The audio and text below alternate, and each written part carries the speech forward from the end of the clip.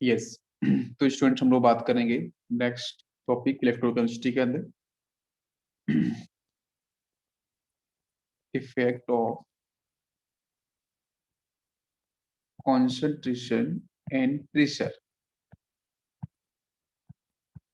on EMF of cell।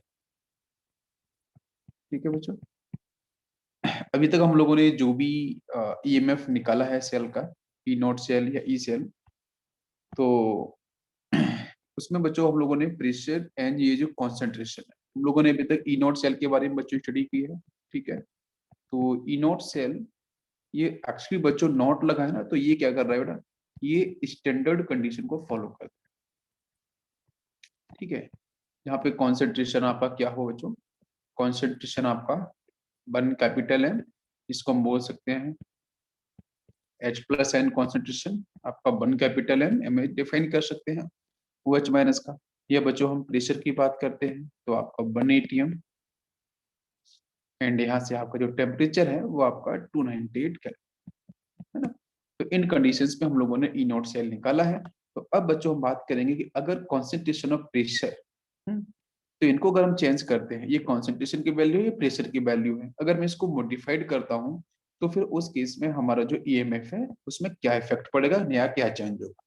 तो बच्चों जब कॉन्सेंट्रेशन प्रेशर का इफेक्ट होगा तो यहाँ पे बच्चों नस्ट इक्वेशन फॉलो होगी। ठीक है, तो ये जो आपकी नस्ट इक्वेशन है, यस, नस्ट इक्वेशन। तो नस्ट इक्वेशन जो बच्चों एक्सप्लेन की जाती है जब कॉन्सेंट्रेशन और प्रेशर बच्चों चेंज होता है, वो अफेक्ट करता है आपकी ईएमएफ ऑफ सेल। तो नस्ट इक्वेशन बच्चों फॉलो की जाती है, it is actually thermodynamical concept, जहां पे बच्चों हम थर्मोडायनेमिक्स को हेल्प लेंगे। तो delta G is equal to होता है बच्चों delta C not plus R T log base, यहाँ पे बेटा बेस ई होगा और आपका यहाँ से क्यू, क्यू का मतलब बच्चों है रिएक्शन कोएफिशिएंट, है ना। डेल्टा जी क्या है, this is gives free energy in normal condition. Delta G not बच्चों क्या है, this is gives free energy in standard condition, not लगाए ना, ठीक है, आर कांस्टेंट है, टी यहाँ से आपका टेम्परेचर है। तो बच्चों डेल्टा जी का मतलब होता है, डेल्टा जी का मतलब यूजफुल एनर्जी। जैसे कोई एक सिस्टम है, ठीक है, उस सिस्टम को मैंने जितनी एनर्जी सप्लाई करी, ठीक है, आपने जितनी एनर्जी उस सिस्टम को सप्लाई करी, उस सिस्टम ने एनर्जी को एब्जॉर्ब किया। ठीक है, तो जो एनर्जी सपोज मान के चलो बच्चों, आपने सपोज उसको 100 यूनिट एनर्जी आपने सप्लाई करी, उसमें से सपोज बच्चों 50 यूनिट एनर्जी सिस्टम ने यूजफुल टास्क में कन्वर्ट करी, यूजफुल वर्क में कन्वर्ट की। तो जो एनर्जी उसने यूजफुल टास्क में कन्वर्ट की है वो बच्चों डेल्टा जी बोला जाएगा। क्या आपको मेरी बात समझ में आई? तो delta G is actually useful energy. ठीक है, समझ में आ गया, बहुत सही। तो यहाँ पे बच्चों जो डेल्टा जी है वो आपका होता है गिव्स फ्री एनर्जी, तो इसका फॉलो होता है बेटा minus N F E cell. ठीक है, डेल्टा जी नॉट की बात करते हैं तो ये होगा minus N F E not cell, plus होगा आपका यहाँ पे R T log base E N बच्चों क्यू। यहाँ तक समझ में आ गया? बिल्कुल इजी। यस, तो फिर बच्चों यहाँ से जो इक्वेशन है minus N F E cell is equal to minus N F E not cell plus है आपका R T log base E and Q. तो यहाँ से कुछ टर्म को मैं यहाँ से निकाल लेता हूँ। यहाँ से देखो बच्चों, यहाँ से एन एफ, यहाँ से ये माइनस एन एफ, दोनों माइनस एन एफ को निकालता हूँ, तो मैं दोनों साइड में लेफ्ट राइट दोनों साइड में L H S R H S में माइनस एन एफ से डिवाइड कर देता हूँ। तो यहाँ पे क्या मिल जाएगा बच्चों, सीधा ई सेल मिल जाएगा इज इक्वल टू, यहाँ से मिलेगा ई नॉट सेल, और ये प्लस माइनस माइनस बिकॉज वो माइनस एन एफ आएगा ना, तो आर टी डिवाइड बाई नीचे एन एफ होगा, यहाँ से log base E and Q होगा। और बच्चों ये माइनस एन एफ है तो प्लस माइनस क्या होगा, ये माइनस हो जाएगा। ठीक है, तो यहाँ से आपका हो गया E cell is equal to E not cell minus R T divide by N F log base E and Q. समझ में आ गया बच्चों? तो ये जो इक्वेशन बनी है यहाँ पे लॉग बेस ई है, तो हम लोग बच्चों लॉग बेस 10 में सॉल्व करते हैं न्यूमेरिकल्स को, तो इसको मैं मॉडिफाइड कर सकता हूँ इस इक्वेशन को। तो जब लॉग बेस 10 में लेके आएंगे तो बच्चों 2.303 से मल्टीप्लाई अपन कर लेंगे। तो E cell is equal to हो जाएगा E not cell minus 2.303 R T divide by N F log base 10 और क्यू। क्लियर है बच्चों? तो this is the first equation. ठीक है, यही बच्चों आपकी नेक्स्ट इक्वेशन है। अब एक पॉइंट है कि यहाँ पे जो नेक्स्ट इक्वेशन एक्सप्लेन करी है मैंने, है ना, तो इसमें आपके आर क्या है, इसकी वैल्यू क्या होनी चाहिए, टी क्या है, तो इन सारे टर्म्स को हम लोग देखते हैं। तो बच्चों यहाँ से जो इक्वेशन आई है वो आई है E cell is equal to E not cell minus 2.303 R T divide by N F log base 10, यहाँ पे क्यू। क्यू मतलब रिएक्शन कोएफिशिएंट, रिएक्शन इक्विलिब्रियम पे नहीं है तो उस समय हम क्यू निकालते हैं बच्चों, product concentration divide by reactant concentration. ठीक है, यहाँ से आर क्या है, तो आर इज इक्वल टू बेटा होगा 8.3 जूल पर मोल पर केल्विन। ठीक है, टी, टी बच्चों लिया है मैंने 298 केल्विन। एफ, एफ बच्चों यहाँ से फेराडे है, ठीक है, जिसकी वैल्यू बच्चों क्या होती है 96500। तो फेराडे ये जो है कूलम में आता है बच्चों। फेराडे क्या होता है, फेराडे का मतलब बच्चों 1 मोल जो आपके इलेक्ट्रॉन्स हैं उन पे जितना चार्ज है। ठीक है, फेराडे का मतलब क्या कि जो 1 मोल इलेक्ट्रॉन्स हैं, है ना, उनके पास जो चार्ज होता है जिसको हम लोग मोल कॉन्सेप्ट में निकाले भी थे, डिस्कस भी किया था। ठीक है, तो वो जो वैल्यू आपकी अराउंड आपकी 96500 निकल के आती है। ठीक है, इसको ध्यान रखना है।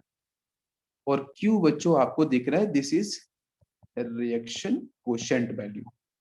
ठीक है, तो ये कुछ टर्म्स मैंने आपको यहाँ पे एक्सप्लेन की है। तो अगर बच्चों में आर की वैल्यू, टी की वैल्यू और एफ की वैल्यू, तो देखो आर यहाँ पे है, टी यहाँ पे है, एफ है, अगर मैं इन तीनों वैल्यूज को बच्चों लेके सॉल्व करता हूँ तो यहाँ से हमारी इक्वेशन और आसान हो जाएगी। ठीक है, तो यहाँ से फिर इक्वेशन बनती है E cell is equal to E not cell minus 0.0591 divide by N log base 10 and Q. आप यहाँ पे राउंड ऑफ कर सकते हो, है ना, 0.06 भी लिख सकते हो। तो फिर हमारी इक्वेशन बनेगी ई नॉट सेल माइनस 0.06, बेटा 9 है ना, तो ये 6 में 0.06 डिवाइड बाई एन और लॉग बेस 10 एंड क्यू। समझ में आ गया बच्चों? तो ये आपके यहाँ, अच्छा एक क्वेश्चन है कि यहाँ से एन क्या है, तो बहुत बार बच्चों यहाँ पे एन का मतलब मोल समझते हैं, तो बेटा this is not a moles, ये आपका यहाँ पे क्या है, क्या बैलेंस फैक्टर होगा, क्या बैलेंस फैक्टर होगा, नहीं, तो मैं लिख देता हूँ बच्चों यहाँ पे यह बैलेंस फैक्टर नहीं है। बहुत सारे बच्चे क्या करते हैं जब इलेक्ट्रोकेमिस्ट्री को सॉल्व करते हैं न्यूमेरिकल्स, तो जनरली वो इक्विवेलेंट कॉन्सेप्ट को बहुत जगह अप्लाई करते हैं ना, फैराडे लॉ वगैरह में, तो इसलिए वो बैलेंस फैक्टर को ध्यान रखते हैं। तो देखिए बेटा बैलेंस फैक्टर नहीं है, तो एन क्या है, एन आपका है number of transferred electron in balanced reaction, है ना, वेरी इंपॉर्टेंट पॉइंट, रिएक्शन आपकी बैलेंस होनी चाहिए। तो उस बैलेंस्ड रिएक्शन के अंदर जो नंबर ऑफ इलेक्ट्रॉन्स आपके ट्रांसफर्ड हुए हैं वही आपकी स्मॉल की वैल्यू हो गई। समझ में आ गया?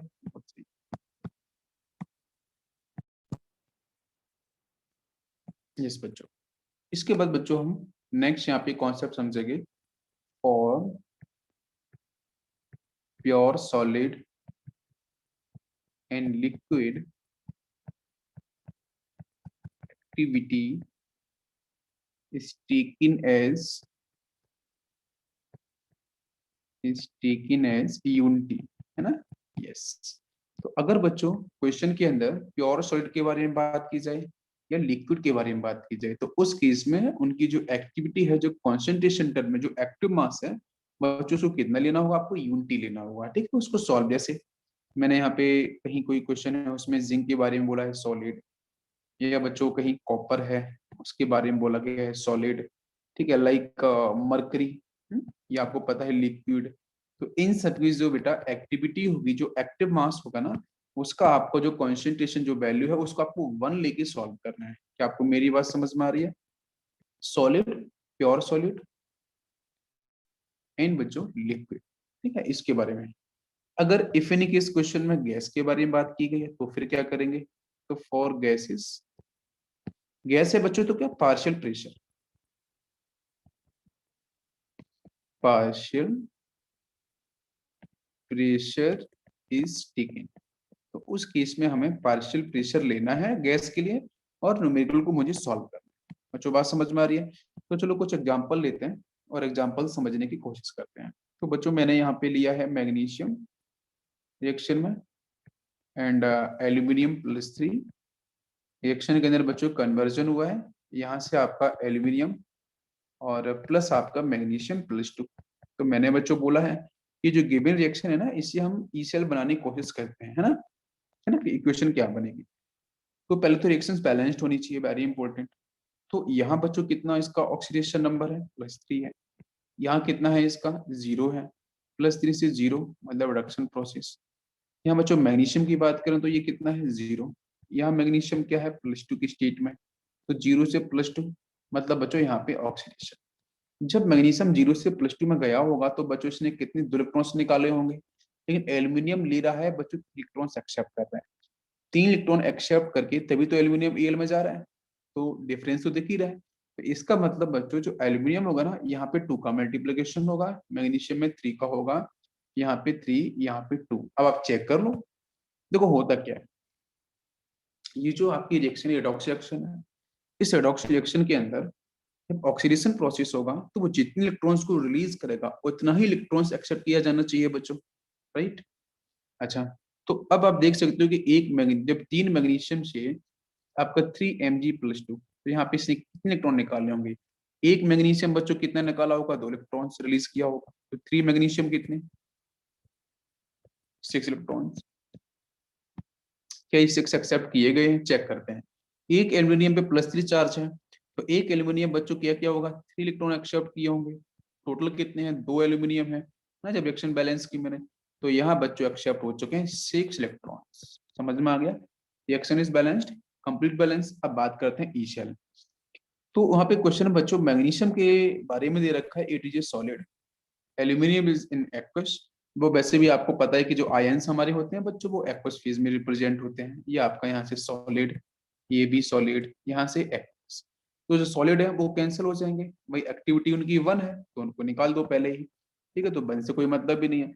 तो यहाँ से आपका आ जाएगा ई सेल का क्वेश्चन। पहले ई सेल की क्वेश्चन बनाना सीखो। E cell is equal to E not cell minus 0.06 divide by N. बच्चों कितना आएगा? नंबर ऑफ ट्रांसफर्ड इलेक्ट्रॉन्स कितना हो बच्चों? 6। तो 6 आएगा नीचे। आ गया समझ में? यहाँ गलती बहुत सारे बच्चों को होती है, इसलिए ध्यान से करना है अपन को। Log base 10। अच्छा, क्यू बच्चों रिएक्शन कोएफिशिएंट होता है, रिएक्शन को इक्विलिब्रियम पे तो है नहीं, तो क्यू निकालेंगे तो product concentration divide by reactant concentration. तो बेटा प्रोडक्ट की साइड की बात करें तो मैग्नीशियम दिख रहा है, लेकिन कॉफिशिएंट जो है ना वो पावर में जाएगा। यस, तो यहाँ से क्या बोला जाएगा कि भाई मैग्नीशियम +2 का जो कॉन्सेंट्रेशन होगा वो यहाँ पे लिखा जाएगा, उसकी पावर कितनी? 3, बिकॉज वो कॉफिशिएंट है। नीचे आपका यहाँ पे आ जाएगा Al+3, इसका कॉफिशिएंट 2 है तो वो इसकी पावर। अब न्यूमेरिकल के अंदर आपको कॉन्सेंट्रेशन दिया जाएगा, उसको रखना है, फिर लॉग को आपको सॉल्व करना है। ये इस टर्म ये कैंसिल हो जाएगा यहाँ से। बाकी ई नॉट शेल भी आपको निकालने को डाटा दिया जाएगा कैथोड एनोड का, सिंपल सॉल्व करेंगे आंसर मिल जाएगा। सिंपल है। यस, एक क्वेश्चन और लेते हैं, है ना, चीजों को समझने के लिए। जैसे बच्चों मैंने यहाँ पे लिया है H+ ion and in the presence of aluminium, और ये बच्चों कन्वर्ट हो रहा है Al+3 के अंदर, और यहाँ पे H2 गैस, ठीक। ये गैस दे रखा है, ये एक्वस मीडियम में है, ये बच्चों सॉलिड है, ये एक्वस मीडियम में है, ठीक है। क्या रिएक्शन हमारी बैलेंस्ड है बच्चों? नंबर ऑफ ट्रांसफर इलेक्ट्रॉन्स आपके इक्वल हो रहे हैं दोनों साइड, चेक करते हैं। तो यहाँ पे कितना है? 0 ऑक्सीडेशन नंबर, यहाँ +3, तो मतलब यहाँ पे ऑक्सीडेशन हुआ है, 3 इलेक्ट्रॉन्स रिलीज किए गए हैं। यहाँ पे कितना है बच्चों? हाइड्रोजन पे +1 है, यहाँ कितना है? 0 है। तो ये क्या हुआ है बच्चों? रिडक्शन हुआ है ना, +1 से 0।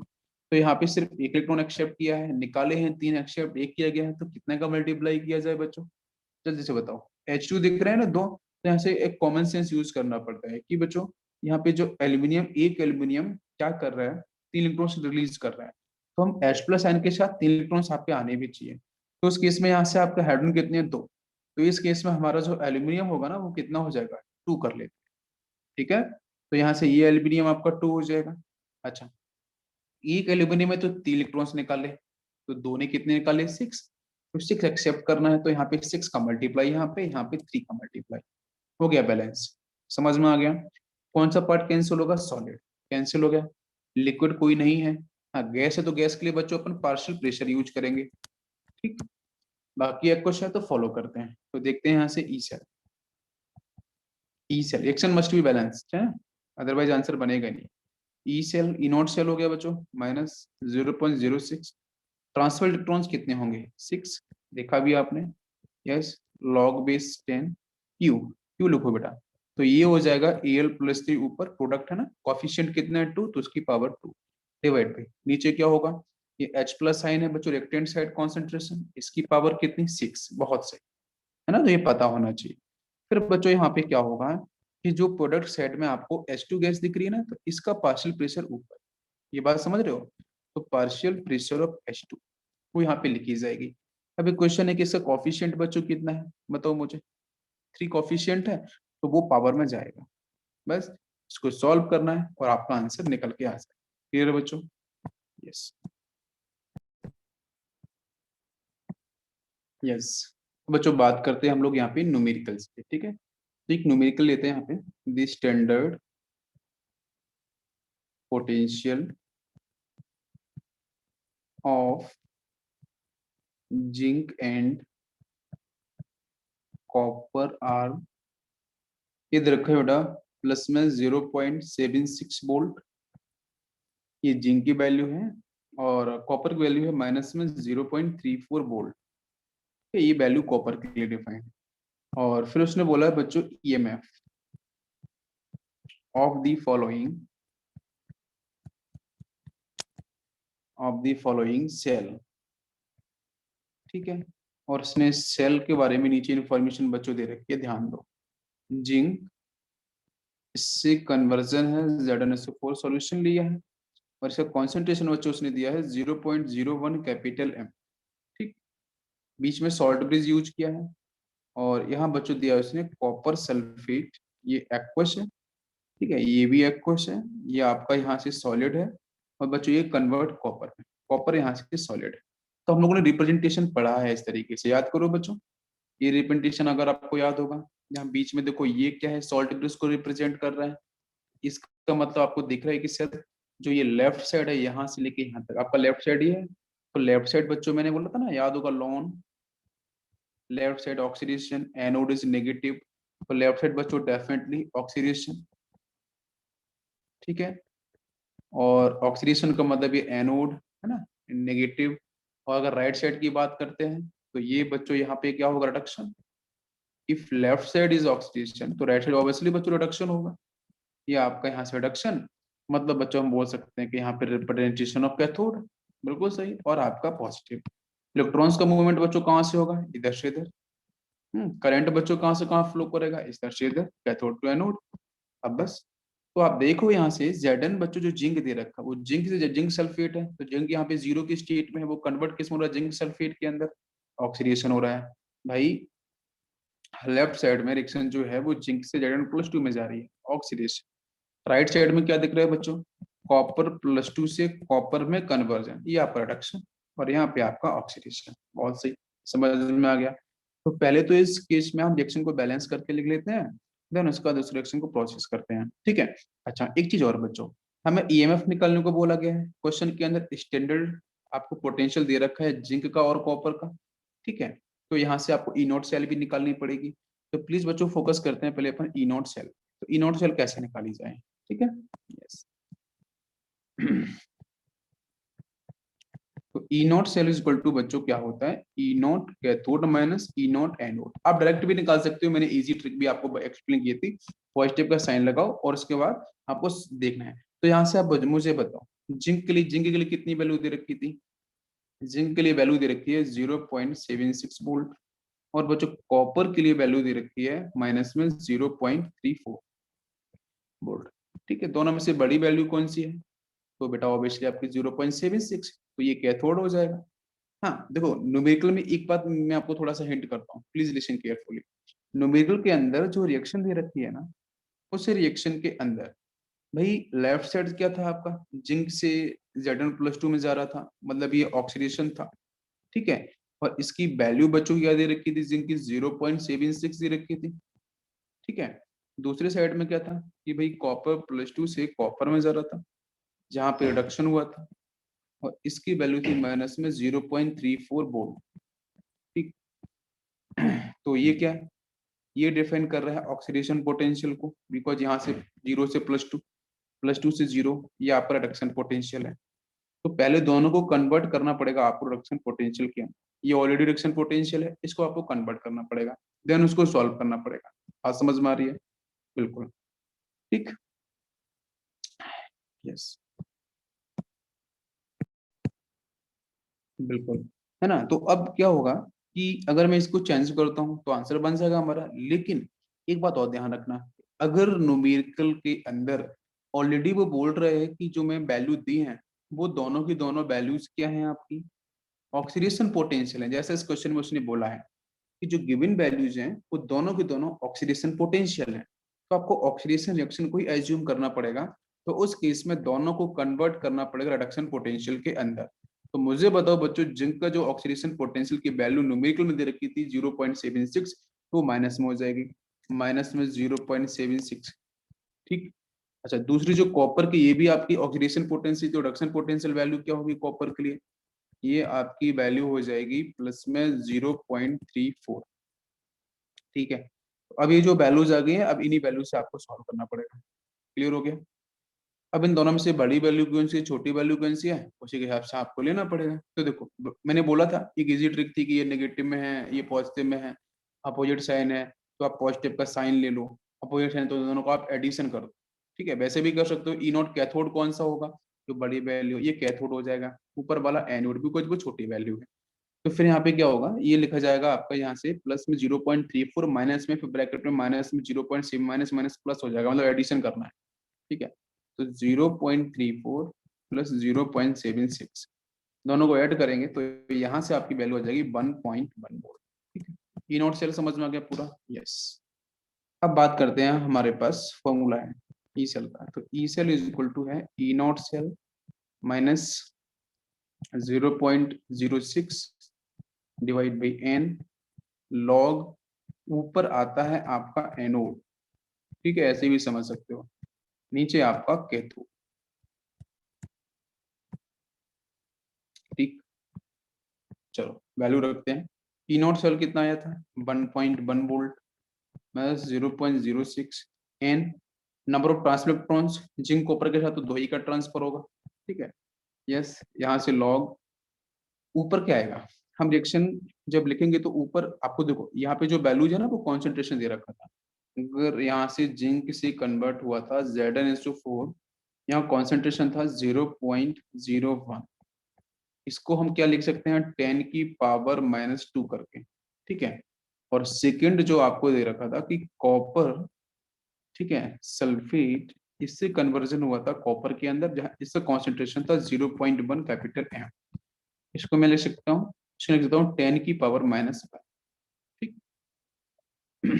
तो यहाँ पे क्या हुआ, ऑक्सीडेशन, ये क्या हुआ, रिडक्शन, है ना। तो जब रिएक्शन लिखेंगे तो हम उसको उसी ढंग से लिखेंगे, ठीक है, कि जिसका ऑक्सीडेशन है तो वही उसी। अच्छा, अब मुझे बताओ, यहाँ पे ऊपर लिखा एनोड, मतलब वो ऑक्सीडेशन पोटेंशियल की वैल्यू, ऊपर क्या लिखा जाएगा, भाई ऑक्सीडेशन तो इसी को हुआ है ना, तो रिएक्शन में क्या होगा, जिंक प्लस कॉपर+2 कन्वर्ट हुआ है Zn+2 एंड कॉपर के अंदर, तो कॉपर तो सॉलिड है, कैंसिल, जिंक सॉलिड है, कैंसिल, क्या बचा है इधर, Zn+2 डिवाइड बाई कॉपर+2 होगा, Zn+2 कॉन्सेंट्रेशन 10⁻⁻², तो वो ऊपर होगा, तो 10⁻⁻² डिवाइड बाई नीचे 10⁻⁻1, सिंपल सॉल्व करना है इसको।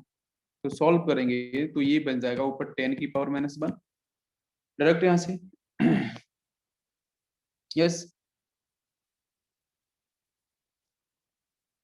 सॉल्व कर सकते हैं ना, -2, देन ये आपके माइनस है तो माइनस माइनस प्लस, तो माइनस में इसका वैल्यू आ जाएगा, ठीक है। अब इसको सॉल्व करते हैं। तो यहाँ से आपका आ गया है 1.1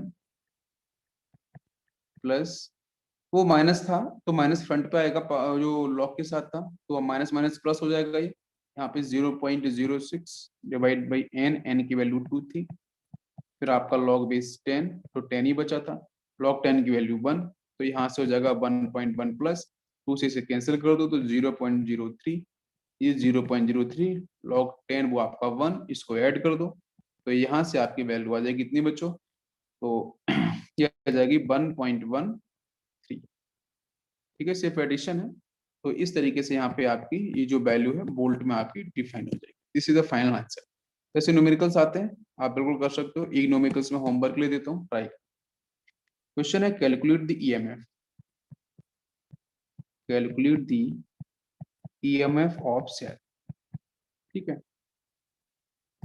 सेल नीचे दे रखी है, कॉपर से कॉपर प्लस 2 में कन्वर्जन, वैल्यू है 0.001, capital M, salt bridge use किया है, कॉपर प्लस 2, और इसका कन्वर्जन है कॉपर के अंदर, जहां इसका कॉन्सेंट्रेशन है बच्चों 0.1 कैपिटल एम। ठीक, यस। और यहाँ पे क्वेश्चन में आपको ई सेल के बारे में पूछा गया। ठीक है, अभी क्वेश्चन के अंदर आपने देखा कि जब फॉर्मूला आप लिखोगे तो उसमें क्या होगा, ई नोट सेल आएगा, बट ई नोट सेल तो यहाँ पे दे नहीं रखा है। जब ई नोट सेल नहीं दे रखा है तो उसको अपन कैंसिल करेंगे, उसको जीरो लेके सॉल्व करेंगे। ठीक है, ई नोट सेल अगर नहीं दे रखा है तो ई नोट सेल आपको क्या लेना है, जीरो लेना है, और बाकी एज इट इज आपको सॉल्व करना है। ठीक है, 0.06 डिवाइड बाई एन आपका, आई थिंक यहाँ से आप एक चीज और देख सकते हो, हम लोग जब कॉन्सेंट्रेशन सेल के बारे में बात करते हैं, अब इसको ऐसे भी समझो कि कॉपर से कॉपर प्लस 2 में जा रहा है। ठीक है, तो क्या हो रहा है, ऑक्सीडेशन ना, 0 से प्लस 2, प्लस 2 से 0, ये आपका यहाँ से रिडक्शन। तो यहाँ पे कैथोड और एनोड दोनों बच्चों क्या है, सेम मेटल के इलेक्ट्रोड है। ठीक है, सेम मेटल के इलेक्ट्रोड है, सेम सॉल्यूशन है। तो इस टाइप के हम सेल को बच्चों बोलते हैं कॉन्सेंट्रेटेड सेल। क्या बोलते हैं, कॉन्सेंट्रेटेड सेल हम लोग इसको बोलते हैं। ठीक है, तो कॉन्सेंट्रेटेड सेल के अंदर जो ई नोट सेल अगर आप निकालोगे तो वो क्या होगा, ई नोट कैथोड माइनस ई नोट एनोड।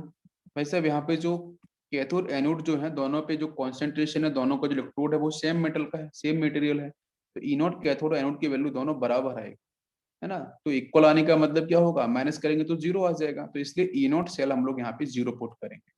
ठीक है, एक बार तो ये लॉजिक है। तो कॉन्सेंट्रेशन सेल अगर दे रखी है तो वहां पे ई नोट सेल आपको डेफिनेटली नहीं दिया जाएगा, तो उस केस में आपको ई नोट सेल को क्या लेना है, जीरो लेना है, और इसको सॉल्व करना है। ठीक है, तो इस तरीके से इसको आप सॉल्व कर सकते हो, एक बार ट्राई करना। यस,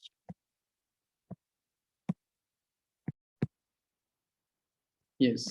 नेक्स्ट न्यूमेरिकल करते हैं हम लोग यहाँ पे। क्वेश्चन है बच्चों यहाँ से, calculate change in electrode potential,